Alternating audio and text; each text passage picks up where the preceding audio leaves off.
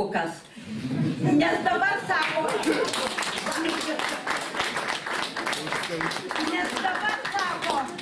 jeigu tavęs nėra Facebook'e, tavęs nėra. Bet sakė, grosit. Nu šitą kas bet. Tai nereikia. Labą dieną. Čia daugiau negu Labą dieną, čia aš ta ponia, kuri jums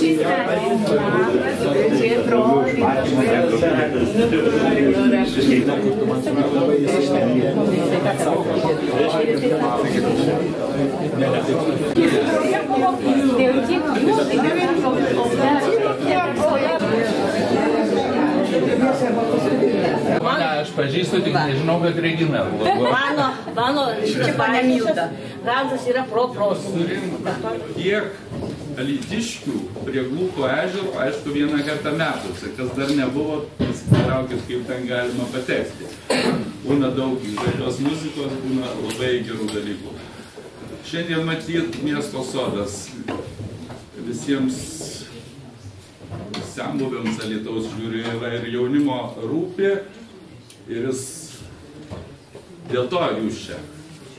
Tas sodas turi savo emocinį svorį šiandien, jo suprantame reikia šiandien, reikia truputį gal kitokio negu jis dabar yra, per lėtas, kaip aš sakau, per mažai jame gyvybės. Ir bendromis pastangomis turbūt pavyks tą padaryti, o jei nori ir darai, tai tikrai galima padaryti. Dabar renginukas labai paprastas. Į atnaujintą muziejų susirinkę iš kurorto, Kriaušiaus, centro, turbūt ir pirmo Alytaus, bei visi kiti Alytaus miesto gyventojai, kurie myli, pamilo šį miestą ir jį prisijaukino. Alytaus veidas yra labai paprastas ir sudėtas į 2 tomus. Vienas tomas Jurgis Kunčinas, jo kūryba ir ypač Baltųjų sūrių naktis. Antras tomas yra Albertas Šekspyras Antanavičius ir jo dainos. Paimkim šiandien miesto sodą, dėl kurio mes susirinkom. Kiekvienas Alberto kampelis apdainuotas. Gali vedžioti ekskursiją, dainuodamas jo dainas. Toli taip arti, atmintim skaidrus lietus rogana. Ir dabar, aš brendu širdimi Alytaus miesto sodo fontaną.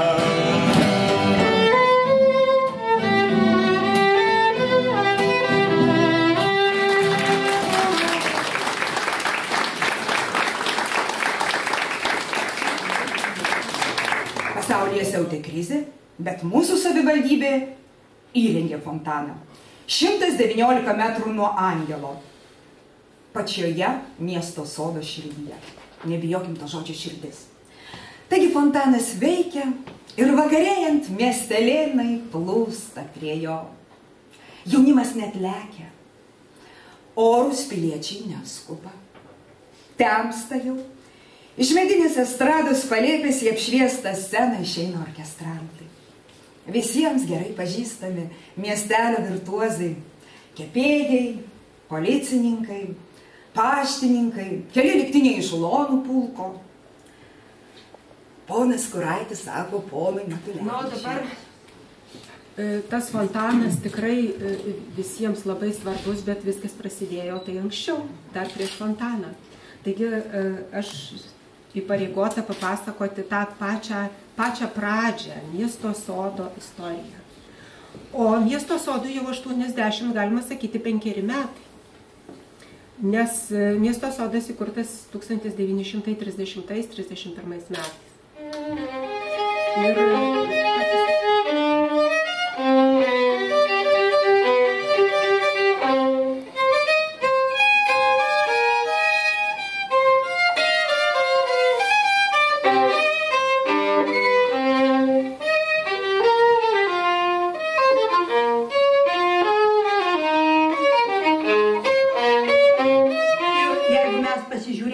dabartinių bendruomenių įstatus, tai šitas tvarinys sėdintis ant vadinamo pensininkų suoliuko buvo pati tikroji miesto bendruomenių užuomazga. Ir aš dar prie to labai džiaugiuosi, kad patys pagrindiniai vakarai susikūrusios senamiesčio ulonų bendruomenės, ypač senamiesčio vakarai, tarsi tąsa vyko ir turbūt vyks mūsų miesto sode. Taigi ir istorija kartojasi. O čia dabar matom jaunus, gražius vyrus. Pažiūrėkit, Džeimsai Bondai, Alvydas Jagelevičius, Vacius Kazlauskas, Vladimiras Bondarevas Žora. Pažiūrėkit, kokie apsirengimai, kokios povyzos, koks laisvumas. Aš šitą nuotrauką ir pavadinau Alytaus miesto laisvės dvasia. Aš galvoju, kad jeigu miestui, tai yra miestas nusprendžia, čia nesvarbu, kokia ten politinė jėga, čia apskritai, žodžiu, tiek miesto tėvai, jie nusprendžia, miestui šito reikia, taip, ir kažkoks tai fondelis. Jau nuo 65 žmonės neegzistuoja ten. Tai mes sakom, tai jau va, man 66, tai kur dabar dėtis, dar esu pakankamai energinga, kur dėtis. Nu čia ne, čia va tik verslo jaunimo ir viskas. Dabar stengiuosi ne skatinti, kad atsirastų kas nors nauja, o savo visas tas pastangas nukreipti truputį daugiau į stabdymą tų iniciatyvų, tų procesų, kurie mezgasi, kurie vyksta. Ir turbūt tai vyksta turbūt tai dėl to, kad jau yra patirtis.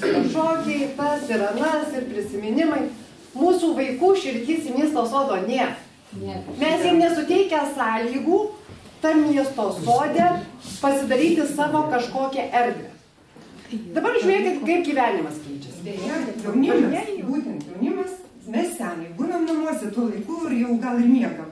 Jaunimas tik pradeda gyventi 10 valandų vakar. Jie stumiami.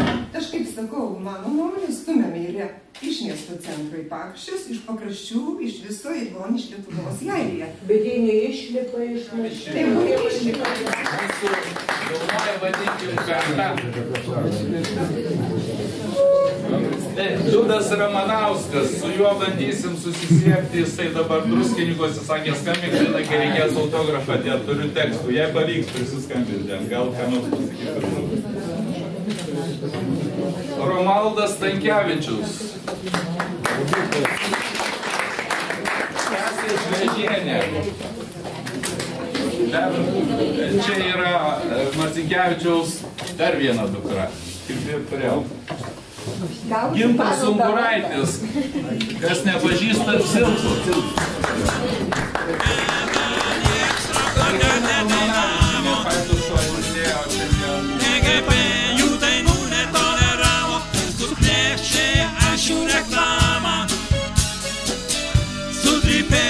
Jie spalio purve, jie lauryne, jie falam dainavo. Publika kultūrkėje kaifavo, Alvijago paštenį dėliavo. Tik